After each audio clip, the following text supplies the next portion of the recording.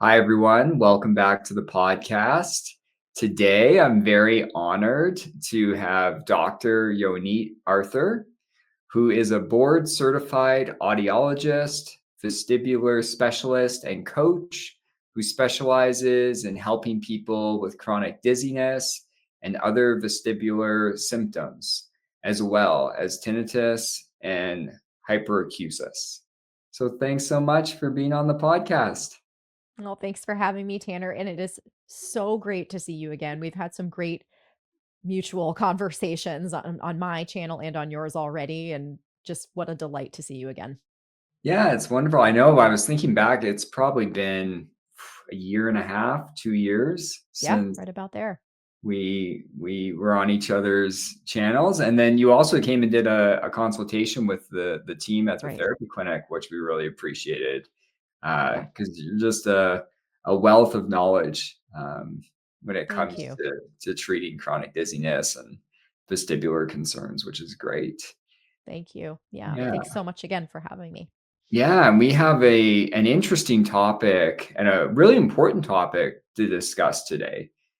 And what we're going to dive into is obsessive compulsive patterns.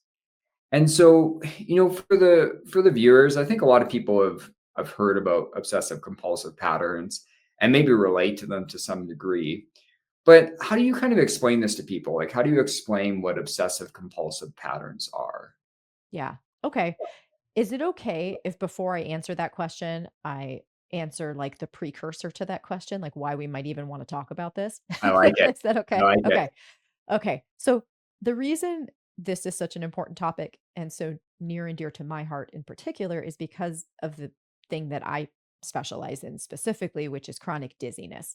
Now, as you and I have talked about before, Tanner, neuroplastic symptoms are neuroplastic symptoms. Many of the treatments end up being very much the same. So I send people to your channel all the time. You send people to my channel all the time. Mhm.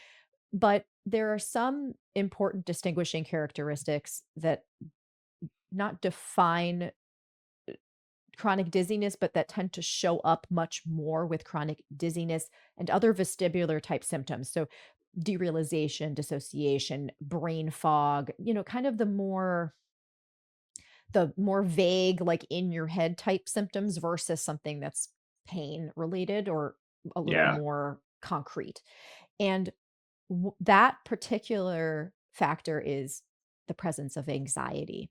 And the thing with the anxiety that shows up with neuroplastic dizziness or neural circuit dizziness, as I often refer to it, is that it often is a brand new phenomenon for someone.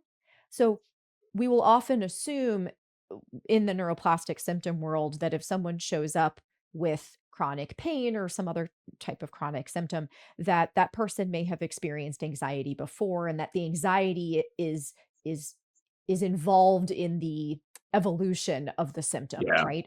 Some people of course don't have it, but often people do. With chronic dizziness, many people have really never once in their lives had anxiety. The dizziness Mhm. itself can bring on anxiety. It's not that someone had some kind of psychiatric condition that was hidden and then suddenly it all comes to light because they have dizziness. It's that dizziness, the disorientation of dizziness itself lights up the fear networks in the brain. Yeah. So we end up with this interesting phenomenon in which people with chronic dizziness and related symptoms in particular show up with very high levels of anxiety, whether or not they've had anxiety before. And they develop these interesting patterns of how they respond to and deal with their anxiety that can unfortunately actually make symptoms worse and actually make it harder to recover from neuroplastic symptoms. So, the reason that I've honestly just had to learn about how to help people specifically with anxiety and obsessive compulsive patterns of thinking and reacting and behaving is because it shows up so frequently in people with chronic dizziness and related symptoms even if that person never ever had and really doesn't have a any kind of mental health disorder related to anxiety. Yeah. Yeah, and I think That's interesting, because I do think that that's the assumption a lot of times that people have, and lots of people do, don't get me wrong, right? Sure. This precursor of anxiety or some type of mental health concern going on. But you see it with such a sharp onset of symptoms, such as dizziness, and as I know we've talked about in the past, it's so sharp. Like you compare it to someone who slowly develops knee pain, right? Such as myself, that was my first symptom. I slowly developed knee pain over a few weeks. It wasn't like this sharp 0 to 10 experience. Now that does happen for some people with pain as well as, fatigue and things where it's just sudden. But you see Absolutely. this when you talk about with dizziness is it is a very kind of sudden onset as we've talked about. And as a result, the patterns of anxiety and these other patterns start to develop like instantaneous with it essentially. That's right. That's right. Yeah. And that's where the obsessive compulsive patterns can start to show up because when people hear OCD or obsessive compulsive patterns, they think this person is obsessively hand washing. And that's Yeah. not what we're talking about here. I'm talking about when people are dealing with relentless high levels of anxiety and they don't know what to do with it because often they've never had to deal with anxiety like this before. And they're also dealing, quite frankly, with probably medical trauma or some very Yeah. distressing onset of symptoms, Mhm. plus just the the fact that they're debilitated and not functional the way that they want to be. And again, often that takes place suddenly as well. This can lead the brain to adopt these new coping mechanisms for the anxiety that are problematic. And Yes. I'm already previewing what we're probably going to be talking about later on in this conversation, but this means that the general recommendations for how to implement tools that really help people with neuroplastic symptoms and people who are dealing with a lot of anxiety should still use them. They need to be modified because if they're if they become part of this cycle of health anxiety and obsessive compulsive thinking and basically a cycle of trying to fix and stop anxiety, then it's actually going to make things worse, not better. Yes. Yeah, yeah. I agree with you here where when you have these like such obsession, like obsessive thoughts taking place about Mhm. the symptoms itself, or for example, the anxiety in and of itself. That's And then right. you have these compulsive behaviors that get paired with it. It makes sense. I definitely have this tendency with myself as well that I've had to work on. But then you get these compulsive behaviors, trying to control the symptoms, trying to control the anxiety, doing everything That's they right. can. That you it's a hard combination to overcome, and it can become basically someone's whole world really, That's right. really fast. And for some people, it's more gradually these obsessive compulsive patterns developing, but for some people, it's really sharp where they're just starting to do anything and everything to manage their physical symptoms, to managing their anxiety. And then you To come to a managing mind their body, worries and fears in general. yeah. Yeah. And then Yeah. you come to a mind body approach, which is very beneficial, brain and nervous system approach. And the exact same thing that's been perpetuating everything forward is now applied to this new healing practice. Exactly. People become obsessed with healing. They become perfectionistic about trying to find the trauma that needs to be released in Yeah. order to Yes. Yeah. heal. They become um, they start taking on shame and guilt about whether they're implementing correctly or whether sometimes they'll have doubts about the diagnosis that they obsessively try to research their way or reassurance their way out of. So Mhm. and I want to touch on some of the more subtle things that can happen too, because a lot of people listening to this right now are probably nodding and being like, "Oh my gosh, that's me, Yeah. that's me." But there are some other things that happen that are a little more subtle that people may not realize they're doing. I just want to circle back to your original question in terms of how I frame kind of these obsessive compulsive patterns. It's just like what you said. when people have these very high levels of anxiety, either often brought on by thoughts, but also can sometimes be brought on by more vague feelings or imagery, like imagining how you might be in 5 years if you don't get better.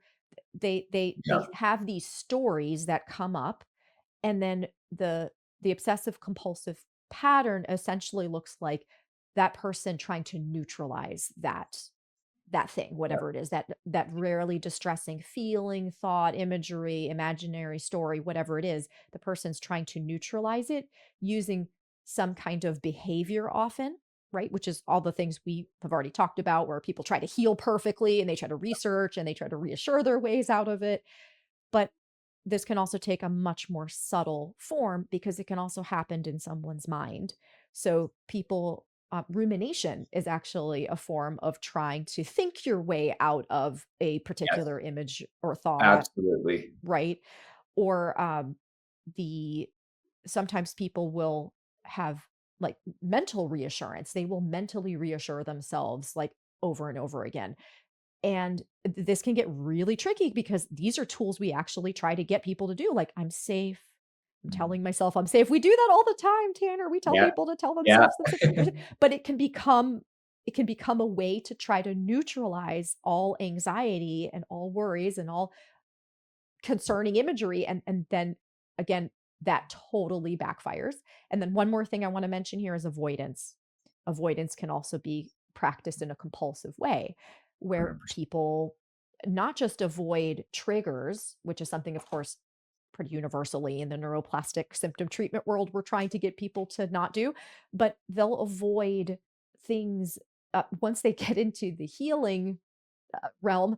They'll avoid things that they think are not consistent with their healing. So they'll develop a whole new pattern of avoidances. So rather than avoiding going out and doing things that are involved with, for example, in my case, many times dizziness, they'll do something like avoiding stress. Like, I must avoid all stress because if I stress myself out, then I'm going to light up my nervous system and I'm not going to heal. Yeah. Yeah, you see this pattern, and one thing we talk about at our clinic that I'll tie into the conversation here because I think it's just a useful way for people to think about this, whether Okay. it's before they come to, a brain and nervous system approach that we both utilize or after they come, is something I called um, the pain or symptom rule book. This rule book is the idea, and it's useful because I have people do this early on for good reason because basically we develop all these rules and we talk about the rules to eliminate our chronic symptoms, to eliminate our anxiety. They're do or don't rules. And I think both are important because there's some people that will do these very rigid patterns, whether it's with their healing or not. Like do somatic tracking 5 times a day at very set times. Do hot yoga for 90 minutes a day because that's somehow going to help me or don't, right? Like don't eat certain foods. Don't jump up and down, whatever it is. But like it's all these, and they can be more subtle things as you're talking about. Like every time you have a fear thought, give yourself a message of safety. For Right. someone Right. someone that doesn't have an obsessive compulsive pattern, sure, that can be a very useful That's right. practice. But for someone that does, it just gets wired into it's another rule that we need to do to somehow eliminate things. Exactly. That's exactly right. Yes. Yeah. And it's so, I think you can agree with this. It's so hard because people are suffering so much and they're just like, give me a list of 10 things for God's sake that I can just like, Yeah. give me rules that I can just Yeah. follow. And so uh, it's so, so hard that you and I are now saying, well, hang on a second. Even the things that we tell you are beneficial, it's really about adapting them to your particular situation. That can be really tough for people. I think one really useful thing that I will often say to people right about this stage is you need to practice everything that we talk about as a B- student. And it is not about what you're doing, it's about how. It's about how you're Yeah. practicing it. So I think one of the tools that's really important for people to gain, or a skill really for people to acquire, is the ability to pause and just notice how they're doing something. So this is probably the most important thing I'm going to say in this conversation. Who knows? Who knows what kind of stuff I'll Yeah. say later. But I think this is just so important as a takeaway for people when they're like listening to this and they're like, "Oh my gosh, am I doing that? Am I doing that OCD thing that's actually going to make things worse? Or am I doing that like health anxiety thing where I'm trying to fix things or research things?" Just all you need to do is just be honest with yourself about how you're approaching a particular tool. When you're doing somatic tracking, are you doing it in a way to try to combat, fix, eliminate fear and symptoms? Or are you truly doing it in a way that involves helping your nervous system in a kind and caring way, in a loose way, to gain a new skill that will help you moving forward? We call it outcome independence, right? But Yeah. this becomes particularly important for those of you out there, I think, who are dealing with a ton of anxiety. Mhm. I agree with you, and this is the you know, this is one of the hardest things to teach Totally. because I could teach, probably similar to yourself, someone 20 different things in my sleep. Like I know how to explain it, I know how to teach it. This is how you utilize it, and that's great because it's very concrete in the way you explain things. And I learned this early in my career, someone with obsessive compulsive patterns really want that. They want the concrete answer of do this, how many times, at what time of day, in what situation. It's like just like laid out. And, earlier in my career, I think I fell victim to this in the sense that I would provide that to someone. I'd be like, Mhm. okay, well, yeah, you're right. Like, let's make a perfect plan. The problem is that when it comes to this work, as you're saying, it does come down more to the attitude. The attitude is equally, if not more important in the way that you facilitate this. The problem with the explaining the attitude is we do our best to kind of explain it to people, but it is abstract. It is like a felt sense of how you're going about something. And that's where I think there's so much exploration, as you're saying, for people to be really honest about them with themselves. Like, why am I doing this right now?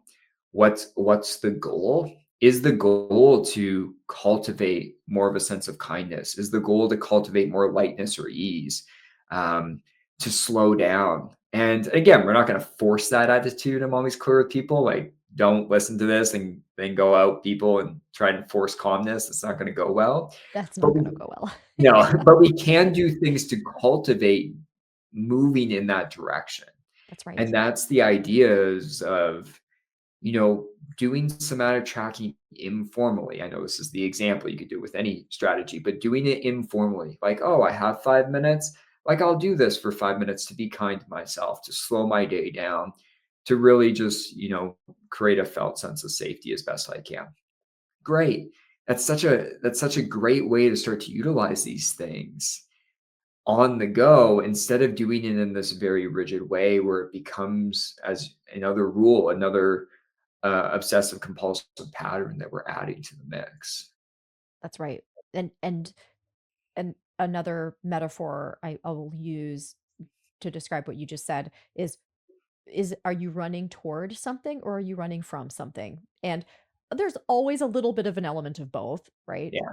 So it's not always super cut and dry, but with obsessive compulsive patterns, what I'll often see is that people have, I'm going to borrow a term from ICBT right now, but there's a feared possible self. So people are practicing things partly out of the fear of becoming someone who is not aligned with the values that person has. And in fact, values are another way someone can kind of check themselves and say, is this maybe kind of getting into obsessive compulsive land? Is this something that if I don't do this right, I'm going to be someone who I don't like or I don't approve of. So when we have something, again, we're talking about somatic tracking, but this could apply to just as equally to graded exposure or graded motor imagery or Yeah. practicing feeling emotions. You want to ask yourself, like, truly, why am I doing this? What am I running toward and what am I running from? And again, there may be elements of both, but we should be biasing ourselves to have the attitude of running toward something rather than running from something, running from some worse outcome, bad outcome, like, oh my gosh, I'm never going to get better, or me becoming a person that I do not like or I do not approve of. I I really like that definition of how you explained it because it get and for good reason, myself included. I think you probably have both going on at any given Always. point. But I think people view it so rigidly where even when I explain the rule book to someone, I'm explaining do's and don'ts because otherwise people think if I'm not doing something, that's avoidance. If I'm doing something, that's not avoidance. But the reality is, it is a lot of the time, That's right. especially with the healing work, where a fundamental for exposure work, which we know works brilliantly with neuroplastic symptoms, neural circuit symptoms. But the goal is like you're facing something, you're moving towards something to overcome the fear of it. That's generally the idea. But the problem is like, for example, if you're using somatic tracking, that is exposure, but people can quickly shift that without realizing to avoidance, That's right. where they're now running away from the symptom that they're experiencing, or they're running away from their anxiety. And again, we need to do this gradually, of course, because I think it can be really overwhelming for someone with obsessive compulsive patterns to start to like fully open up and approach things. So it needs to be graded, but that's the idea, is like that scale of moving towards something a little bit more than the percentage that you're running away from something when Exactly. you do It's on something. a spectrum. Yeah, like it doesn't need to be Exactly. 0 or 100. Like even if it's just a little bit more approaching perfect, like Exactly. that's really essential when someone identifies themselves as having more of an obsessive compulsive pattern going on. Exactly. And to remind people, it it very well may be that you were the most laid back person ever before all this hit you. It can be the result. The symptoms themselves can spark. I would never have said this a few years ago because I just I didn't realize it. It's just become so clear to me over the last few years. I I think neural circuit dizziness sparks neural circuit OCD, like a little like kind of a an obsessive compulsive pattern that develops specifically because of the appearance of neuroplastic symptoms, even when that person didn't have them before. So I just wanted to emphasize that again in case you're listening to this and you're like, I don't have that, or I wasn't like a super organized perfectionistic person before any of this. No, this is something that may have come on with your symptoms. Yeah. Yeah, I think it's a really essential step because some people can identify, okay, since childhood, like it's been around Yes. different things, but Yes. there's no question. Like for myself, I speak for myself personally, but that's just been a pattern throughout my life. The That's right. topic keeps changing, but it's a pattern. And so when symptoms came on, it made sense that it just sparked it and took off. But for a lot of people, especially when symptoms start to become more and more intense and so overwhelming, like that pattern can develop very sharply.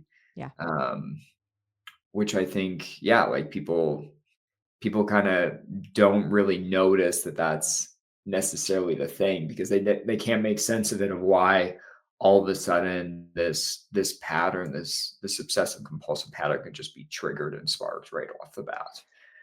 That's right. And it just makes things so tricky. You use the word tricky, and I think that's exactly the right word to use because, Tanner, at the beginning of someone's journey with this stuff, that person, people need to research and they need the reassurance. They need to obsessively watch success stories. They need Yeah. to ask questions over and over again and get reassurance and be like, "Well, are you sure that this are you have you seen people like me? What about this symptom? What Mhm. what if what if they missed something?" People have like, naturally have those questions and they need to be addressed up front when someone is first wrapping their heads around do I actually have a neural circuit or neuroplastic disorder? But I think people need to realize that, and this, again, this is where the trickiness comes in. Once you've gathered the information and you've you're pretty sure this is what's going on, it's okay to still have doubts. It doesn't mean that you're doing something wrong if you have doubts. You kind of need to operate as though you are sure. Even if you're not sure, you kind of need to operate as though you are.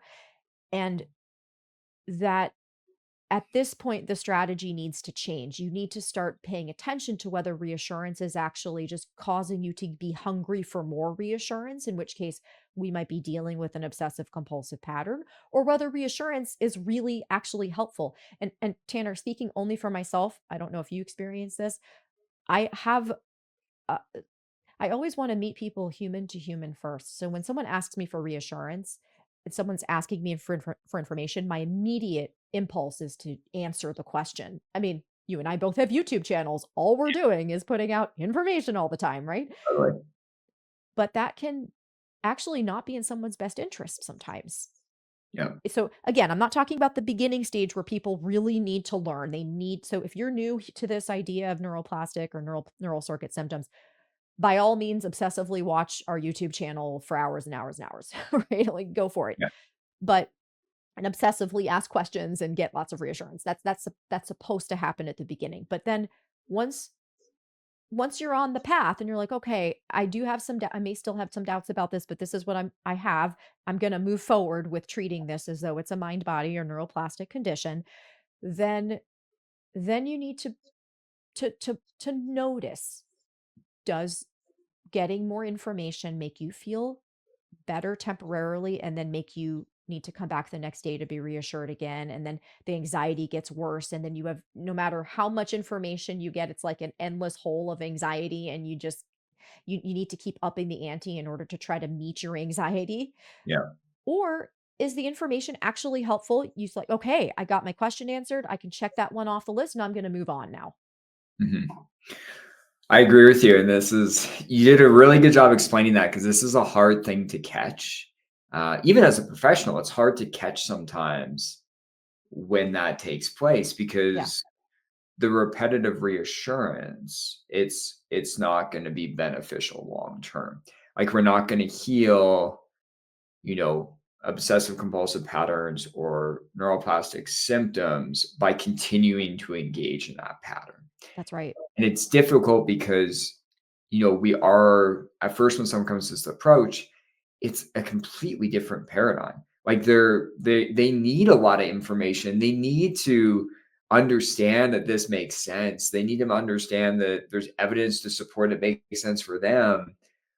But there is that line of, I'm sure you've witnessed this too, where people are like, I've been watching your YouTube channel for 10 hours a day. And it's like, well, Yep. like, that's maybe for the first week, but now we gotta ease this off, because it becomes this pattern that's just gonna keep things going, because it's gonna keep those fear centers in the brain just lit up constantly. That's right. We're the And worst YouTubers ever, Tanner. We're like, yeah. "Hey, listen, everyone, stop watching our channels. Go do stuff." I know. We're just like it's destroying our channel as we talk Yeah. about this on our channel. But People it's are like, true. "Okay, I'm Like, gonna turn this off now." yeah, it's just not useful long Yeah. term. And so I think that's the tricky part, is making that transition for someone. And I think another thing you're kind of moving towards and hinting at, that I often see is one of the big solutions with this pattern, is our ability to sit with and tolerate uncertainty. Yes, amen. Like, that needs to happen, and people hate that, myself included. It's like, oh yeah, like, you have to, like, learn to sit with uncertainty and not engage in all these thoughts and behaviors to try and make everything certain. That's a really hard thing to do. And again, like, people need to be gradual with it. But that's essentially it, is we need to learn to sit with the uncertainty, realize that we sat with the uncertainty, we didn't engage in things for a few days, and the whole world didn't end. It was okay. Like, there's this pattern, I think, Yeah. is what you're speaking to, of, not doing everything to try and make the outcome certain, like being able to sit with uncertainty. you can still be hopeful about your journey and hopeful about this process. But with any new strategy someone's taught, there is uncertainty of how it needs to work for them, how often they should do it. That's going to take a bit of time to figure out. And so That's there's right. this exposure of tolerating that uncertainty as people are sitting with us. Absolutely. Absolutely. And we get it. It's so hard, especially when you're physically miserable and you're kind of putting a lot on the line here anyway, just even treating this as a neuroplastic condition when that may Yeah, be uncomfortable or new to you, considering what you've been told previously by medical professionals or other well meaning people in your life. yeah. So we get it. It's what we're saying. It sounds simple but in practice it's very difficult to do what you're talking about. Mhm. And that's why I want to add on to what you just said and just tell people when we talk about sitting with uncertainty, you don't have to sit with the uncertainty around your biggest fear first. So you might say, okay, so I've noticed what Tanner and Yonit are talking about today. I've noticed I kind of try to fix certain things in my life or certain things about my recovery I've become rather perfectionistic about. And these are the fears, these are the reasons why I must do those things in order to get better, right? Like and you might notice that some of these fears are much worse than the others. Some of them are a little bit smaller, like, oh, for example, let's just say you say, okay, I've been kind of treating graded exposure in a bit of a compulsive way. Like, I've been kind of trying to deliberately expose myself over and over again because I worry that if I don't, I'm not going to get better. So you might want to break that down a little bit and say, okay, what am I really worried about here?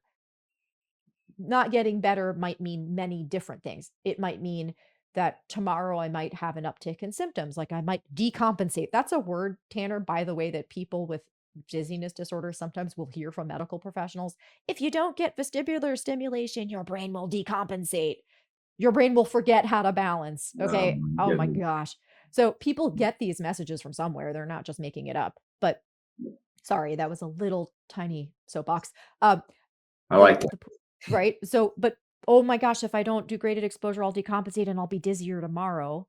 That may be one smaller fear, right? And then there might be a really big fear, "If I don't do graded exposure tomorrow, then that means that I'm a failure of a human being. My partner's gonna leave me, my children are gonna hate me and become drug addicts, and I'm gonna be dizzy for the rest of my life." Okay, like, there are levels to these fears, and Yeah, we can start with sitting with the uncertainty around a specific smaller fear first. We don't have to be like, okay, I just have to be okay with the idea that, my children are not going to do well in life. We can say, yeah, okay, well, let's focus on that little, it's not little, but that more containable fear that tomorrow I might be more dizzy. My vestibular system may decompensate because I'm not doing graded exposure today. And let's just sit with the feeling that come up and the fears that come up around that and be uncomfortable about that thing first. And then you can sort of up the ante over time to the bigger fears and the bigger things that the bigger have tos, the bigger musts that you feel like you have to do during the recovery process yeah, to start to ease up some of that perfectionism and also just gradually expand your capacity to deal with the uncertainty. yeah. I fully agree. Like, you don't want to start with the scariest thing, Mhm. because they are, and yeah, kind of like you said, in terms of like the scariest thing, it's not necessarily the biggest thing. People have to really grade it in terms of like what's scariest to you, like Absolutely. what creates the most fear if you imagine you didn't do that thing That's right. or you did Yes. this thing. Like, because like some of the bigger ones for an individual, something really small could be one of the scariest things. It's a good Like point. me doing somatic tracking twice less this week could be the scariest thing, even more than if they went and, walked for an hour, which they haven't done in a long time. Like, people just need to be kind of clear with themselves of like, okay, like, where can I start? Like, where's my starting place? Right. because that ability to tolerate uncertainty, like, I think that's such a useful skill, even long past just getting better from our symptoms, because this is a skill that, if this is a pattern that people have been struggling with, especially their entire life, it's a really useful skill to have, to be able to face uncertainty in life, not compulsively engage in trying to fix it, and being able to sit with it. Like, it's so useful long term for people to be able to do this, and for people to be able to maintain their healing even after they've gotten better. Like, I think that ability to somatically sit with the uncertainty, and feel over time like more safety with it is so key here, as you're Yes. kind of discussing. Yeah. Absolutely. And to your point, this is something, this is the way to make this kind of practice outcome independent, like we were talking about before, where you're not trying to, you know, baseball bat your way into being good with uncertainty. You could be compulsive about that too. You could be perfectionistic about that too. But you can say to yourself, I'm building skills here that are going to be useful for the rest of my life. This isn't about symptom recovery.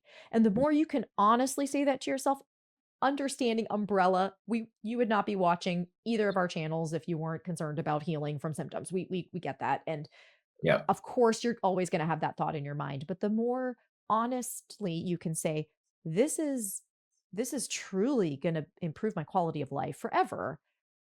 This is something that that's a skill that I'm acquiring and that I'm going to just take time to acquire. The less pressure you're putting on yourself and the less compulsively you're going to do this thing, whatever it is. Mhm. Yeah, and I think that's really what it comes down to, is it comes back to, like, the attitude you're using some of this. And so, I really, like, appreciate this topic and you sharing your wisdom around this, because I think it's such an essential thing that people wanna identify sooner rather than later. I think that's the idea, is like Absolutely. you don't wanna wait, like, I've seen that happen where people come to see me a year after they've already been doing all of this, and it's clear that this is the pattern that's been holding them up. So it's important for people to notice this early on, because then you can adjust your healing to be different. As you probably tell so many people, your healing's gonna look different. Like, what's gonna work for you is gonna be different for someone else. Like, someone with an obsessive compulsive pattern, like, the healing, the way you go about it, as we're talking about, it really does, it's gonna be different. Like, it's important to understand that, and adjust that. Like, I think the healing attitude is important for everyone, but especially someone for obsessive compulsive patterns, like, we really wanna have that kinda ironed in, of like, this is why we're engaging in these things. This is the idea. As you said about, I really liked your piece of wisdom of, like, are you moving towards something or running away from something? Right. Because each time people go in and utilize some type of healing technique, just that quick question of, like, why am I doing this right now? And trying to adjust course as a result. And at the end here in the last little bit, us talking about uncertainty, like the ability to tolerate uncertainty and sit with it. I think this is a good starting place for people to start to adjust their healing to fit themselves when they have this obsessive compulsive pattern. That's right. That's right. And it's particularly important to me, not just because of the things I said at the very beginning of this conversation in regards to dizziness, but because I actually think it's very important for people to be able to do emotional work. So not just I'm going to respond differently to symptoms, although that's super important and a Yeah. major feature of all these treatments that people do. I believe, especially for, again, my cohort, which may be different from other cohorts, I don't know, but people do sometimes need to spend time feeling feelings and working through conflicts in their lives and looking back on some of the stressful experiences that they've had in the past. And I see these obsessive compulsive patterns sabotage people's efforts to do those things in a healthy way because they develop all this uncertainty and this obsessive thinking around the very things that I'm telling them to do that I know could actually help them get better. So Yeah. it's not we focus today a lot on how people respond to symptoms, but the same principles apply to things like emotional awareness and expression. Yeah. And you you really need to be aware of these patterns. When I hear someone say something like, "Listen, you need, I don't know how to pinpoint the trauma that got me here," or like, "How do I know if I can't figure out which stressor it is that's making me dizzy or have Yeah. pain?" Okay, we need to have a whole conversation about what we just talked about, Tanner, because Yeah. that we can't take that angle on it if it's going to be effective. No. Yeah, another common one that I often hear is like, "What's the emotion behind the symptom?" Like, Yes. what's the emotion? Which Let's I release it. I Yes. yeah, like, let's release that. I want you to identify the emotion, release it, and it's the reality for Yeah. people listening. This could be a whole, 40-minute interview in and of itself, and sometimes there's not an emotion behind the symptom. Yes. I'm here. I'm sorry to tell you, I'm helping people have some uncertainty here, but sometimes like your brain has just become wired in this way over time, and it's not like it's There's not not that some secret trauma that's causing this yeah. particular. Yeah, So I yeah, think yeah, yeah. that's the thing that we want to be cautious. And I like that you said this at the end because I think we focused a lot on the symptoms themselves and the strategies for the symptoms themselves, but it's all the work. It's the emotional work, the nervous system regulation work, the processing of trauma, like all of this stuff, like this pattern is going to change how you start to utilize some of that. That's right. Yeah. Yeah, Well, absolutely. Yeah. yeah. Well, thank you so much for coming on to the podcast and speaking with us about this. I know the viewers probably got a lot from this, so I really appreciate it. Of course. Thank you again so much for having me. Always such a pleasure to talk to you, Tanner. Yeah. And I will, for people listening, I'm going to put um, Dr. Yonit's links and information down below in the description of the podcast or the YouTube channel so people can access your stuff, your YouTube channel. I'm sending people to it all the time because there's just so much useful content, especially around dizziness, vestibular concerns, tinnitus. Like you really are a leading expert in this area. So if Thank people are you. having these symptoms, please check out the links. They can be incredibly helpful. Well, thank you. And just throwing that compliment right back at you, Tanner. I send people to your stuff all the time and people love your work. So thank you so much for again for having me here and also for all the work you're doing in this space because you're putting out some great quality and really uh, applicable tools, like not just "Oh, here, let's talk about it, but actually this is how you do this. That's helping a lot of people. So thank you. Yeah, well, I appreciate that. So thank you everyone for listening, and I will talk to you next week.